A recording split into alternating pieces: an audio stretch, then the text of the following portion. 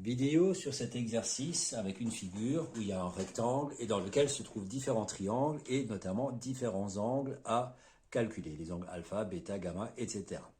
Ici, vous avez les réponses, mais pas dans le bon ordre. Et donc, on vous demande, d'après le codage et d'après les renseignements qu'on vous donne, de calculer les différents angles. Alors, on vous donne quand même un certain ordre. On vous demande d'abord de calculer ces trois-là. Alors, ces trois-là, l'explication, elle est très simple. Ça se trouve tout simplement dans un triangle équilatéral. Donc, pour dire cela, vous dites simplement que EDG est un triangle équilatéral.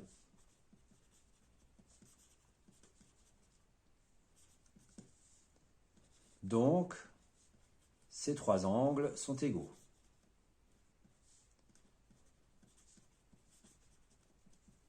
Et mesurent 60 degrés chacun. C'est une propriété de la leçon. Alors, c'est très mal écrit, mais l'énoncé que j'ai évoqué est tout à fait juste. Donc, EDG est un triangle équilatéral, donc les trois angles sont égaux et mesurent 60 degrés chacun. Donc, à la limite, je peux compléter la figure, 60, 60 et 60. Il ne faut pas hésiter à faire ça sur une figure dans un énoncé, ça vous permettra de plus facilement raisonner. Ensuite, on vous demande de calculer ces trois angles-là. Alors, on n'est pas obligé, par contre, de les faire dans cet ordre-là. On va peut-être plutôt commencer par celui-là, en disant que l'angle DGC est un angle plat. Donc, DGC est un angle plat. Donc, l'angle epsilon, c'est 180 degrés moins les 60 que je connais déjà, puisque ça fait 180 degrés en tout. Et donc, ça fait 120 degrés. Donc, ici, j'ai 120 degrés. Ensuite, je vais utiliser le fait que ce triangle-là est un triangle isocèle. Il est isocèle en G. Donc, je dis cette fois-ci que EGC est un triangle, alors j'abrège, isocèle en G. Donc, ces deux angles-là sont égaux. Alors là, je les ai appelés par les lettres, mais bien sûr, on aurait pu utiliser on aurait pu les appeler l'angle GCE et GEC. C'est exactement la même chose. Et après, on va faire le calcul. 180 moins 120. Et cela, on va le diviser par 2 pour faire moite-moite. 180 moins 120, ça fait 60. Divisé par 2, ça fait que chaque angle ici mesure 30 degrés. 30, 30 et 120, ça fait bien 180 degrés. Donc,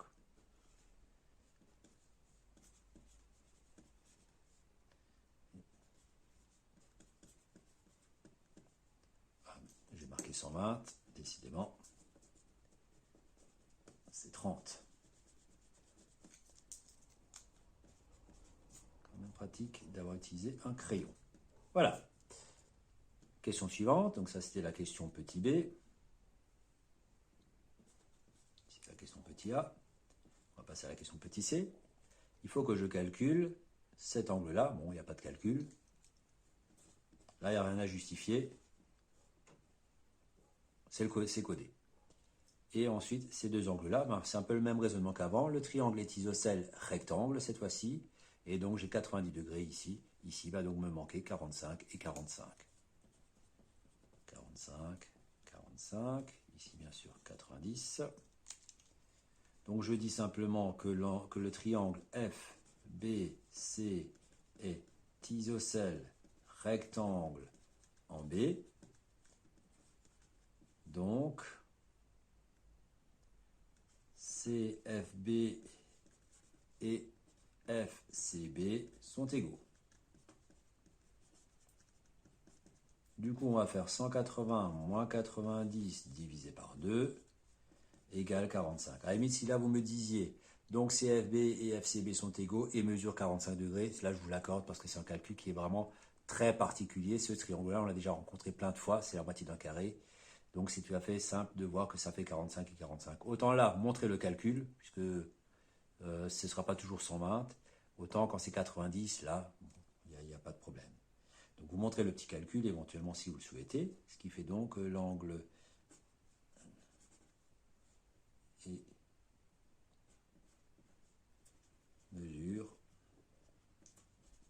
45 degrés.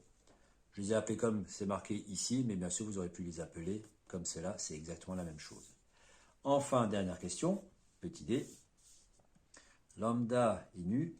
Donc, ça, c'est assez facile. Vous dites simplement que DCB est un angle droit.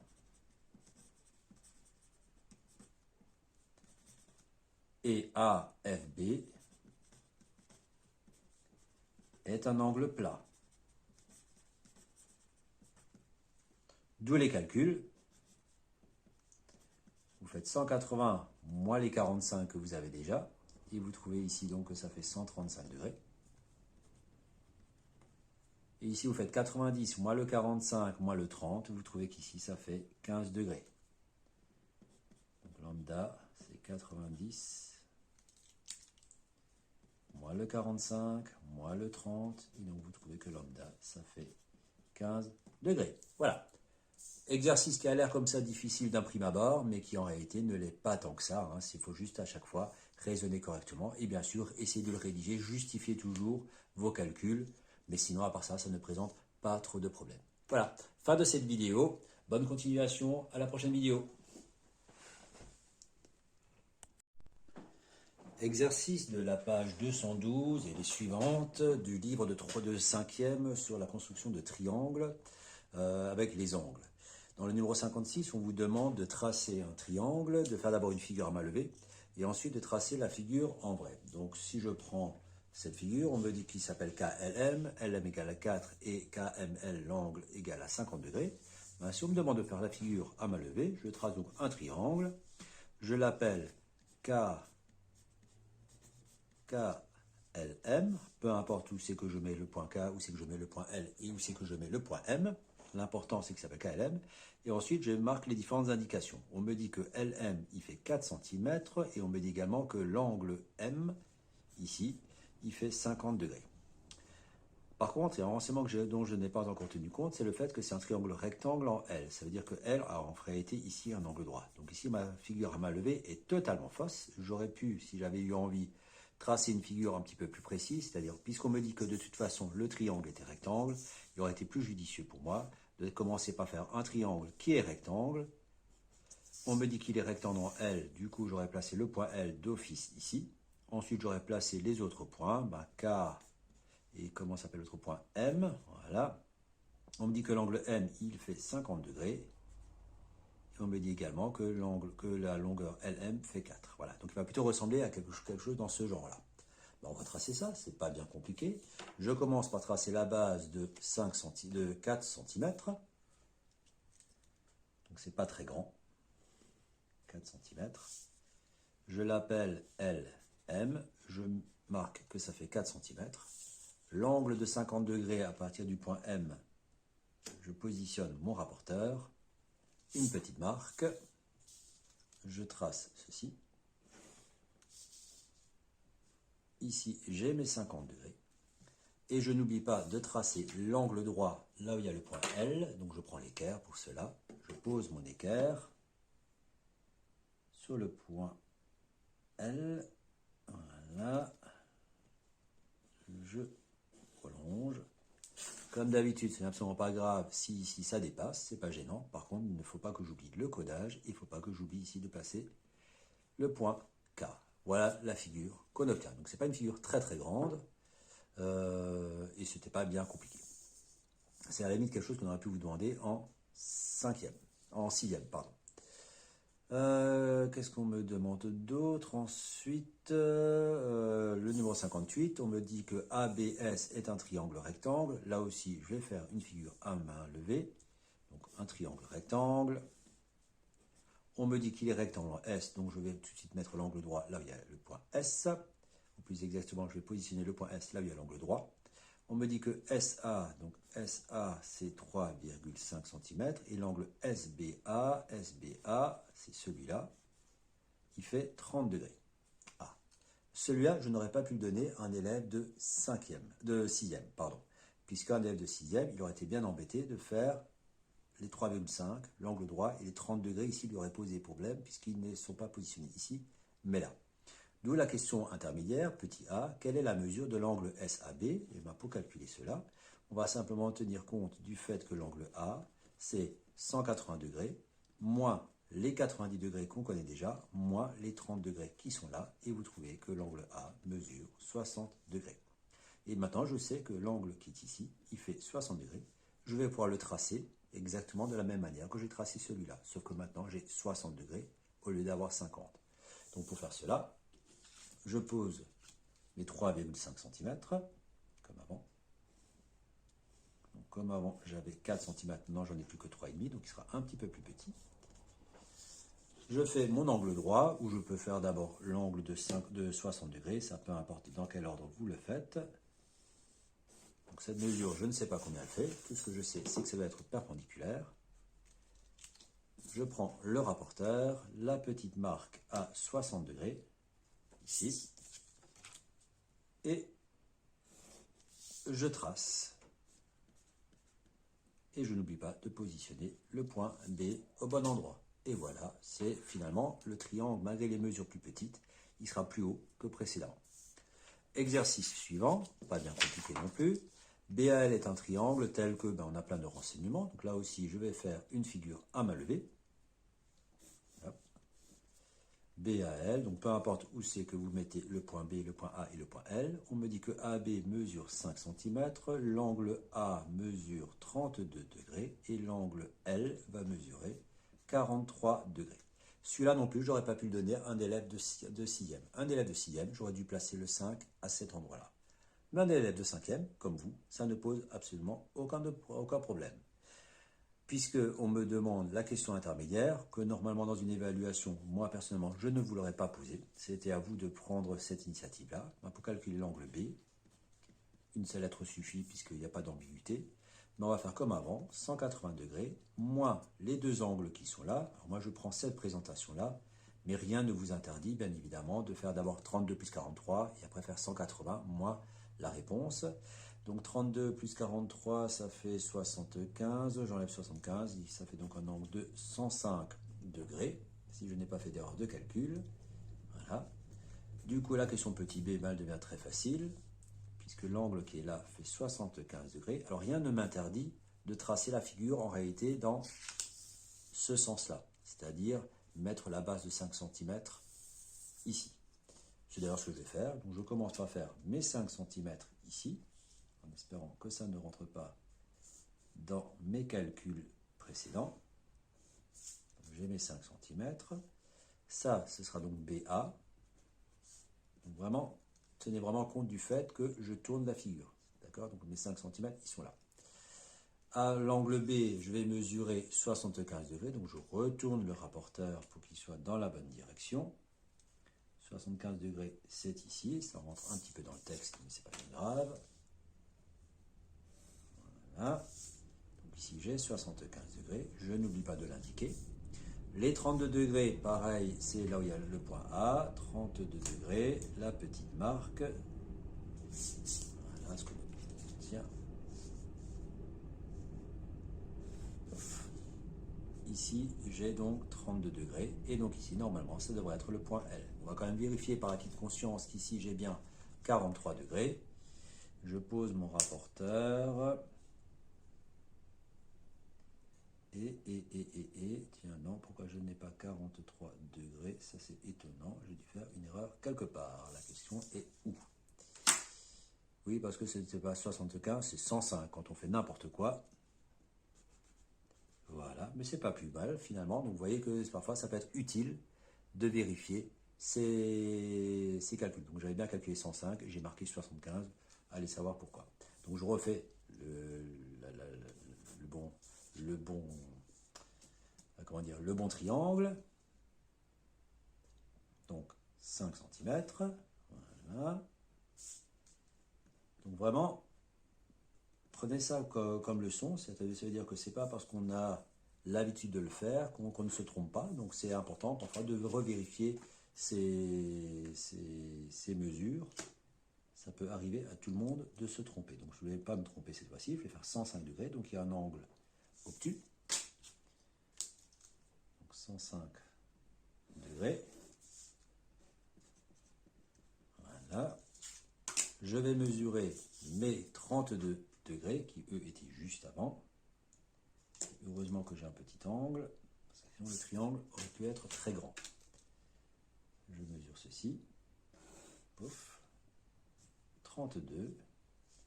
Je l'appelle L. Cette fois-ci, je vais vérifier que ça fait bien 43 degrés. Et ça semble effectivement bien plus proche de 43 qu'avant. Avant, c'était quand même un grand angle. Tac, tac. Bon ben tiens, j'ai du bol. 43 degrés au degré près. Donc si vous avez 1 degré d'erreur, c'est encore pas dramatique. Voilà, pour cet exercice-là. Exercice suivant, l'exercice 86. Qu'est-ce qu'on me demande? La figure a été réalisée en respectant les mesures d'angle données. Donc c'est-à-dire que cette figure-là, elle est juste en ce qui concerne les angles.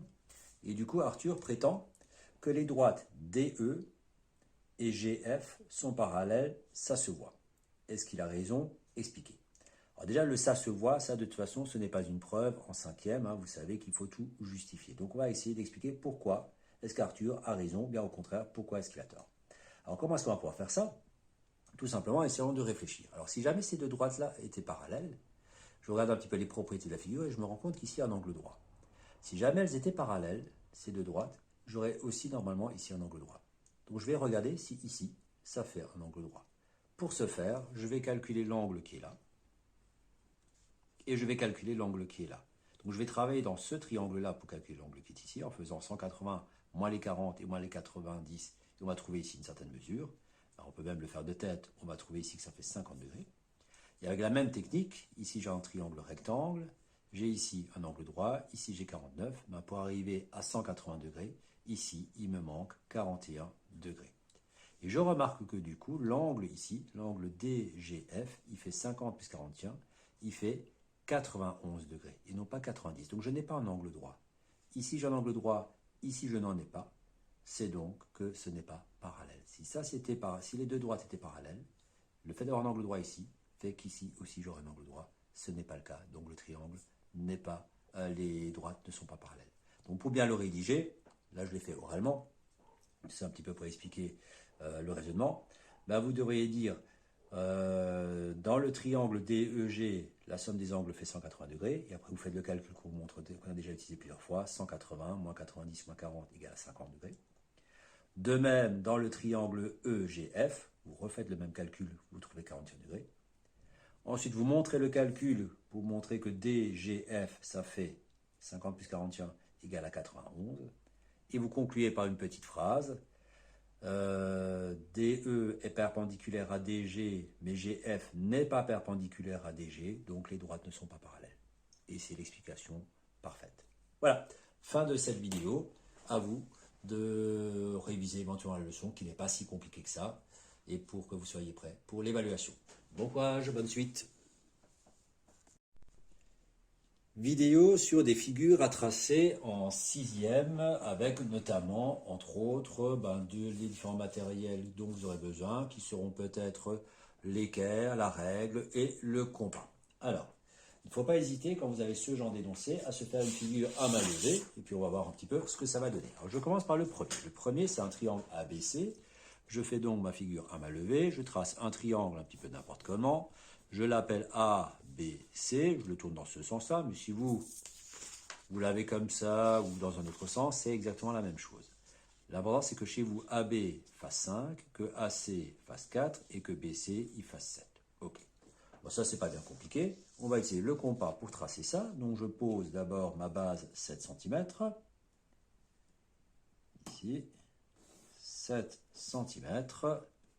Je l'appelle BC. Donc chez moi, la base, c'est BC. Mais si chez vous, c'est autre chose, ça marche très bien aussi. Le côté BA, chez moi, il fait 5 cm. Donc je prends le compas, je l'ouvre à 5 cm. Je pique sur B. Je trace un arc de cercle suffisamment fort pour qu'on le voit. J'espère que vous le voyez sur la caméra. Ici, pareil, 4 cm, donc c'est un petit peu plus court. Je pique sur C, voilà. Je fais mon arc de cercle suffisamment pour que le correcteur, en l'occurrence moi, puisse voir que vous avez bien utilisé le compas. On relie. Voilà. On n'oublie pas d'écrire que le sommet s'appelle A et on n'oublie pas non plus les mesures. Donc voilà pour le premier triangle. Le deuxième triangle, c'est un triangle rectangle. Donc, je vais me faire une figure à main levée là encore. Un triangle rectangle, ben, tant qu'à faire, je trace tout de suite à peu près rectangle. Et on me dit que... non, pardon, ce n'est pas un triangle rectangle, c'est un rectangle. Il faut bien lire l'énoncé. Voilà, c'est un triangle rectangle. Ça, c'était dans une vidéo que je viens de faire à l'instant pour les cinquièmes. D'où la confusion. Donc, qu'est-ce qu'on me dit? On me dit que c'est un rectangle et non pas un triangle.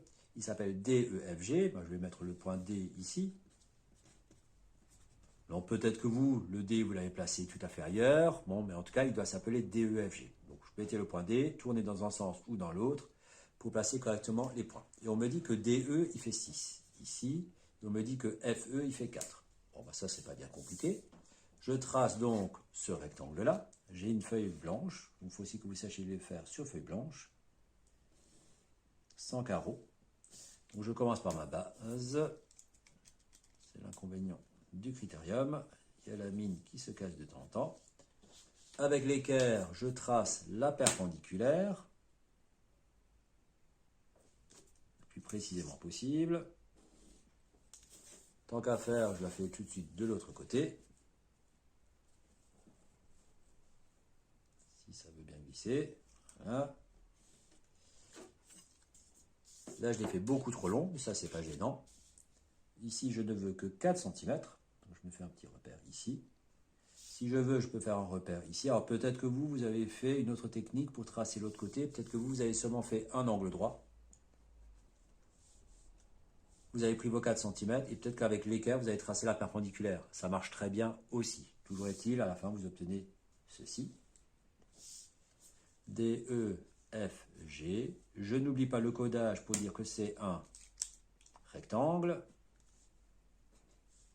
Donc j'ai bien marqué mes 4 angles droits et je n'oublie plus de dire que ce côté-là, il fait 4 cm. Si le 4 cm, vous l'avez écrit de ce côté-là, c'est pas grave, c'est pas gênant. L'important, c'est qu'il y ait bien le 6 et le 4 au bon endroit. Voilà. Et ce n'est pas grave non plus, là, si mes traits, ils dépassent. Ce n'est pas gênant. J'ai mon rectangle. Voilà. Le suivant. J'ai devant un autre rectangle. Il s'appelle autrement, mais c'est bizarre, j'ai les mêmes mesures. Tiens, ça m'interpelle, ça. Donc, je refais ma figure. J'ai ici H, I, J, K. On me dit que JK, bah c'est celui-là, c'est 4. Et on me dit que HJ, tiens, HJ, c'est celui-là. Ah oui, c'est pas le même en fait.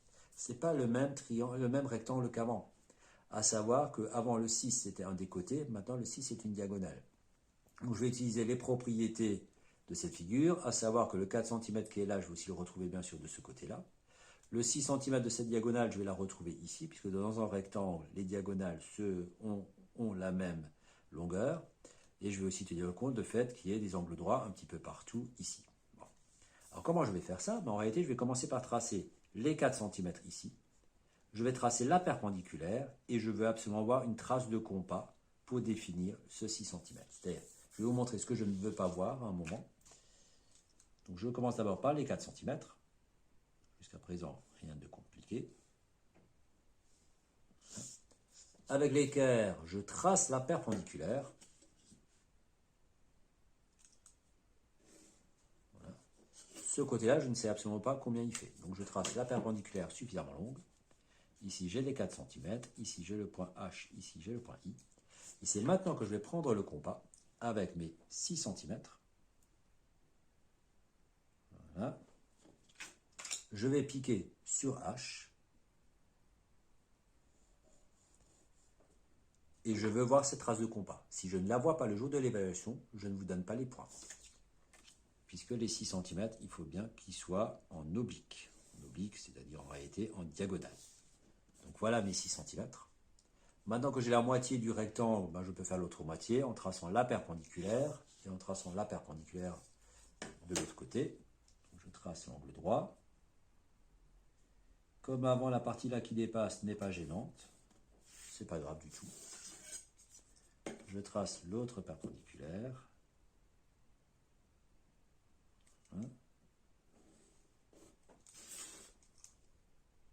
Voilà. H, I, J, K. Je n'oublie pas le codage de l'angle droit. Et donc voilà votre rectangle. C'est pas tout à fait le même, si vous regardez. Enfin, c'est même pas du tout le même, d'ailleurs. C'est pas du tout il n'a pas du tout la même physionomie. Ça, c'est presque un petit carré, presque un carré un petit peu déformé, alors que lui, c'est un rectangle qui ressemble clairement à un rectangle. Exercice suivant. Un parallélogramme, c'est pas ma feuille, un parogramme. Donc un parogramme, c'est quelque chose qui ressemble un peu à ça. Il doit s'appeler LMNO, donc je vais passer le point LMNO, tel que LM égale à 5, ben le 5 est ici, le LO, celui-là, il fait 4, et le MO, donc cette diagonale-là, elle fait 7. Ouais, bon, moi, c'est pas bien compliqué. Pour tracer ceci correctement, je vais simplement commencer par tracer ce triangle avec le compas, parce que ça, je sais très bien le faire, un peu comme on a fait avant ici. Et ensuite, je vais faire compléter l'autre moitié. Donc, je commence par faire la base de 5 cm.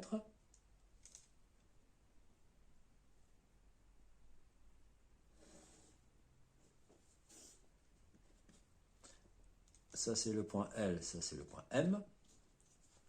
Alors, je l'ai orienté dans ce sens-là, mais si ça se trouve, quand je vais le tracer, il sera peut-être tourné. Si ça se trouve, à la fin, mon parallélogramme va peut-être ressembler à ça. C'est-à-dire, il se peut qu'il soit tourné dans l'autre sens. Ça, j'en sais rien, c'est mon brouillon. Donc, je verrai bien. Je prends ensuite mes 4 cm. Ici. Je fais un arc de cercle, suffisamment grand pour qu'on le voie. Je trace ensuite un autre arc de cercle, cette fois-ci de 7 cm. 7 cm est ici. Je pique là. Ah bah oui, effectivement. Ce que je vous avais prédit est arrivé. C'est pas grave.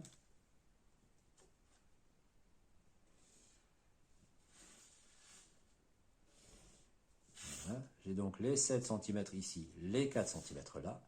Ça, c'est le point O. Et donc maintenant, il faut que je complète mon parallélogramme LMNO. Vous voyez, il va ressembler à ça.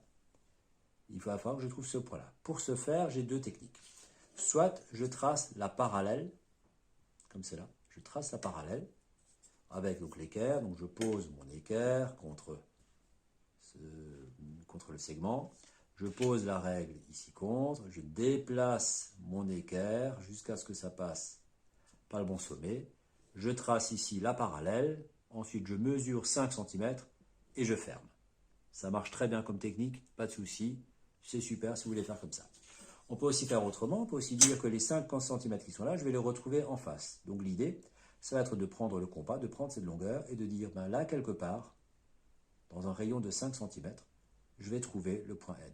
Et les 4 cm qui se trouvent ici, je vais faire la même chose et je vais trouver l'autre moitié. Donc je vais prendre plutôt cette méthode-là, sachant que la méthode de la parallèle était très bien aussi. Donc je prends les 5 cm, en fait c'est la même longueur que là, je prends ces 5 cm là, et je dis que les 5 cm qui sont là en bas, je dois les retrouver quelque part là-haut. Donc ici quelque part, vous vous doutez bien que ça ne va pas être là, on se doute bien aussi que ça ne va pas être ici, on se doute que ça va être un petit peu dans cette zone-là. Donc quelque part dans cette zone va se trouver le 4e sommet. Ben, pour trouver ce 4e sommet, ensuite je vais prendre les 4 cm ici, en disant que ben, l'autre côté, ce côté-là, il doit être aussi à 4 cm. Et donc l'intersection des deux arcs de cercle, ça me donne l'endroit où se situe le 4e sommet, en l'occurrence le point N. Donc au niveau, alors je ne suis pas obligé d'écrire le 4 et je ne suis pas obligé d'écrire le 7 ici, par contre je suis obligé d'écrire le N, celui-là il est obligatoire. Donc le fait d'avoir écrit 4, c'était pas obligatoire. Celui-là oui, celui-là oui, celui-là oui. Les deux autres, là le 4 et le 5 ici, n'étaient pas obligatoires. Donc je vais voir absolument les traces de compas ici. Ceux-là ne sont pas obligatoires puisque vous avez peut-être utilisé les parallèles, ce qui marchait très bien aussi. Exercice suivant. Tracer le parallélogramme PQRS ci-contre. Alors le ci-contre, le problème c'est que vous ne le voyez pas là. Mais celui que je vais vous demander, ça va être celui-là. Avec donc un parallélogramme qui va s'appeler PQRS. Et donc l'énoncé, je vais vous le donner. J'aimerais qu'ici, il y ait 5 cm de hauteur. J'aimerais que celui-là, il fasse 9 cm, ce côté. Et j'aimerais que ceci, ça en fasse 6,5. Voilà le parallélogramme que j'aimerais que vous dessiniez en vrai. Alors pour le faire, ben, on va un petit peu réfléchir. Je vais commencer par faire ma base de 9 cm. Je fais ma base de 9 cm. Ici. QP. Un instant, il faut juste que j'ouvre à quelqu'un qui vient de sonner. Je vous mets juste sur pause. Voilà, on reprend. Donc je disais, on faisait la base de 9 cm. Et donc ensuite, je vais faire la parallèle à ce QP à 5 cm de haut. Donc pour ce faire, je prends l'équerre. Peu importe où c'est que je la place. Et je me trace ici un trait de construction. Avec une perpendiculaire. Bon. Je vais mesurer 5 cm sur cette hauteur. Donc 5 cm, j'arrive ici. Voilà, donc là j'ai 5 cm. Bien perpendiculaire. Et je vais tracer la parallèle à QP qui passe par ce point situé à 5 cm de haut. Voilà. Je prolonge des deux côtés.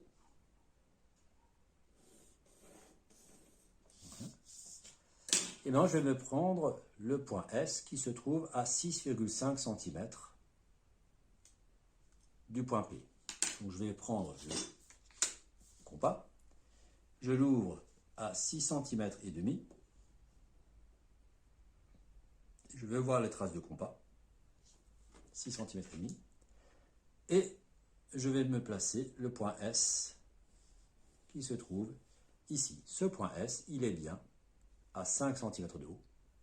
Il est bien à 6 cm et demi du point P. Si je veux, je peux tout de suite en profiter pour mettre le point R de la même manière. Vous voyez, je peux faire comme ça si j'ai envie. Ou alors, vous pouvez faire, à partir de ce point-là, 9 cm.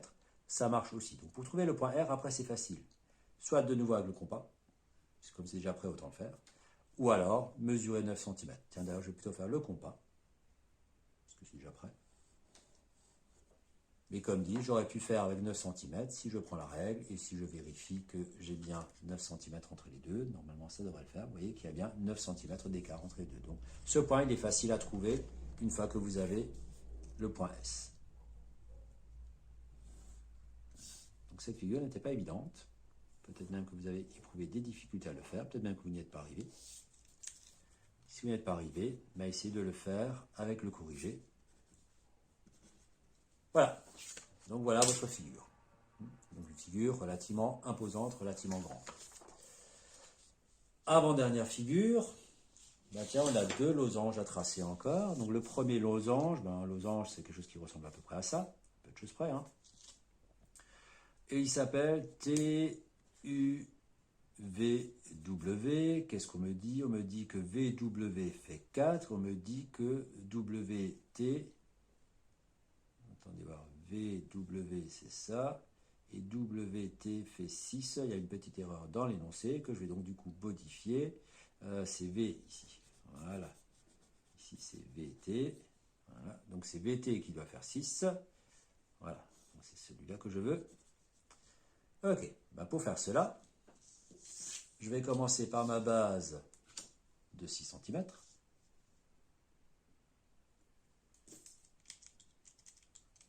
Donc 6 cm de base. Et je vais prendre tout simplement le compas, puisque c'est un triangle, puisque c'est censé être un losange, ça veut dire que les 4 cm que j'ai ici, je les ai partout. Donc en fait, ici, j'ai un triangle isocèle qui fait 4 et 4, et en bas, j'ai 4 et 4. Donc je vais prendre le compas, l'ouvrir à 4 cm, et je vais faire que des arcs de cercle, en haut et en bas, pour obtenir les deux sommets qui me manquent. Donc, je prends mon compas, 4 cm, je pique sur cette extrémité-là, qui est donc le point V, je fais un arc de cercle, je refais un arc de cercle, je pique de l'autre côté, un arc de cercle, et donc là où ça se croise, c'est mon fameux sommet qui me manquait. Voilà.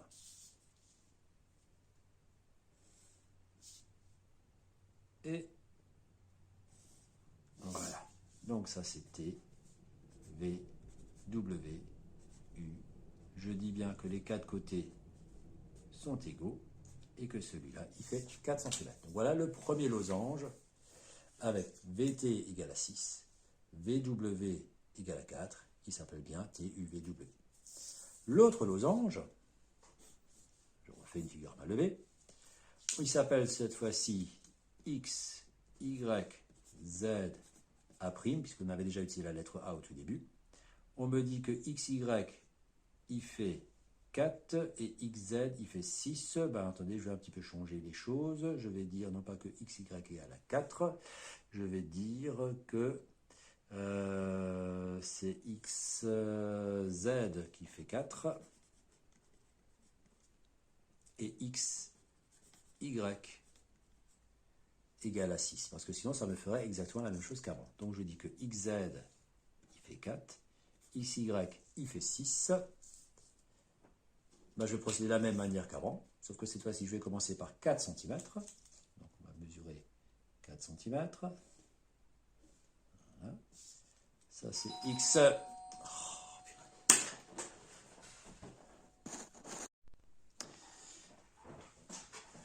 Donc, il nous reste ce dernier losange. Alors, vous avez vu que j'ai un petit peu changé l'énoncé parce que sinon, ça vous faisait la même chose qu'avant. Donc, qu'est-ce que j'ai changé? J'ai changé simplement le Y, j'ai transformé en Z et le XZ, j'ai transformé en XY.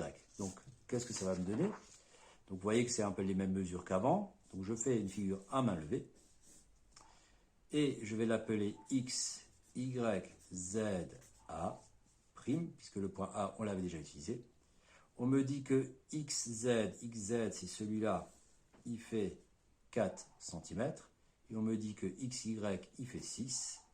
C'est ici. Donc en fait, c'est pas tout à fait, enfin c'est même pas du tout, le même losange qu'avant. Avant, en effet, si vous regardez bien, j'avais le 6 cm comme étant la diagonale et le 4 cm comme étant le côté. Maintenant, c'est le 4 cm qui est la diagonale et le 6 qui est le côté. Mais ça se fait exactement de la même manière qu'avant. Donc je commence par faire ma base de 4 cm. Je l'appelle XZ. Je mesure ensuite 6 cm avec le compas. Je place mon compas sur le point Z. Je fais un arc de cercle. Je le place, cet arc de cercle, en haut et en bas, de part et d'autre de mon segment. Je pique sur X. Je fais exactement la même chose. Voilà. Je relie. Et j'ai à la fin mon losange qui n'est pas du tout le même qu'avant. Il est beaucoup plus allongé. Alors que l'autre, il ressemblait plus à un carré. Celui-là, il est clairement, c'est clairement un losange allongé. Alors peut-être que chez vous, il sera dans cette position. Ça, c'est pas grave, hein, s'il est dans cette position-là. Mais en tout cas, il aura cette forme-là. Donc, qu'est-ce qu'il faut que je rajoute encore? Il faut que je rajoute encore le Y, ici le A', ici le 4, le 6, que je peux placer où je veux. Hein. Je l'ai placé à cet endroit-là, mais j'aurais pu écrire 6, 6, 6, comme je veux. Voilà. Donc, si je compare un petit peu mes deux losanges, vous voyez qu'ils ne sont pas du tout pareils. Ce n'est pas du tout le même losange ici et là. Pourtant, ils ont tous les deux 6, ils ont tous les deux 4, mais pas au même endroit. Voilà, fin de cette vidéo. Vous avez encore une autre vidéo à regarder sur les divisions.